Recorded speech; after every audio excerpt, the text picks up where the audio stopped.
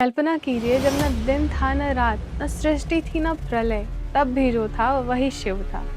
और जब देवता भी एक दूसरे से पूछ रहे थे कि सर्वश्रेष्ठ कौन है, तब भगवान शिव प्रकट हुए धरती पर और एक ऐसे स्तंभ का रूप लिया जो न कभी खत्म होता है और न ही कभी शुरू। और उसी दिव्य स्तंभ से जन्म होता है पहले ज्योतिर्लिंग का, यानी कि सोमनाथ महादेव। आज की इस वीडियो में हम जानेंगे कि पहला ज्योतिर्लिंग कब स्थापित हुआ और इसकी स्थापना किसने की और कैसे सोमनाथ बने शिव के पहले ज्योतिर्लिंग। वीडियो को अंत तक जरूर देखिए, क्योंकि आखिरी हिस्सा आपकी सोच बदल देगा। आगे बढ़ने से पहले समझना होगा कि ज्योतिर्लिंग होता क्या है। तो ज्योतिर्लिंग का अर्थ होता है ज्योति का लिंग, यानी कि भगवान शिव का प्रकाश रूप। शिव पुराण के अनुसार जब भगवान शिव ने अपनी अनंत शक्ति प्रकाश स्तंभ के रूप में दिखाया, तब उसी से 12 ज्योतिर्लिंग प्रकट हुए और सबसे पहला ज्योतिर्लिंग बना सोमनाथ महादेव, जो गुजरात के प्रभास क्षेत्र में है।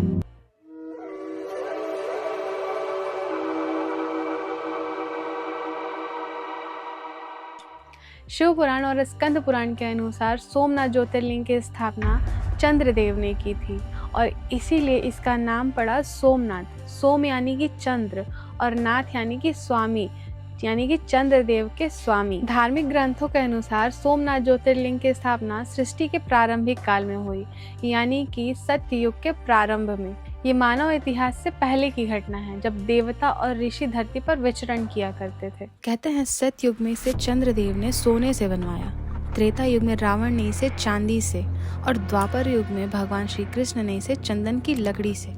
लेकिन क्या ये सिर्फ कथाएं हैं या इनमें कोई सच्चाई छुपी हुई है? और अगर ये सच्चाई है तो वो सोने और चांदी के मंदिर कहाँ गए?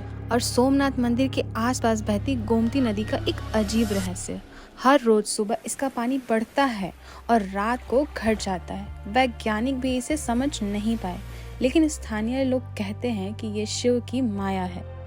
प्रजापति दक्ष की 27 पुत्रियां, जो नक्षत्र कहलाती हैं, उन 27 पुत्रियों का विवाह प्रजापति ने चंद्रदेव से कर दिया और उन्हीं में से एक थी रोहिणी, जो रूप और व्यवहार दोनों से काफी आकर्षक थी। और यही कारण था कि चंद्रदेव सबसे ज्यादा प्रेम रोहिणी से करते थे और बाकियों को नहीं करते थे।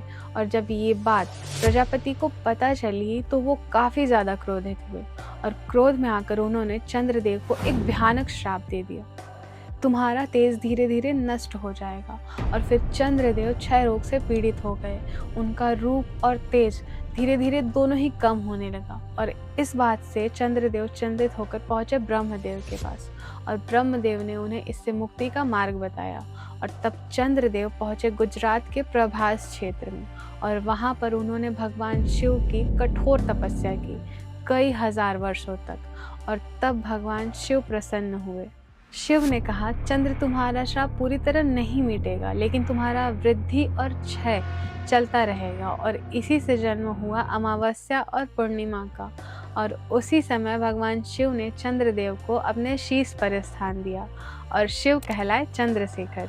फिर चंद्रदेव ने भगवान शिव के ज्योति रूप को वहीं पर स्थापित किया और बना सोमनाथ ज्योतिर्लिंग।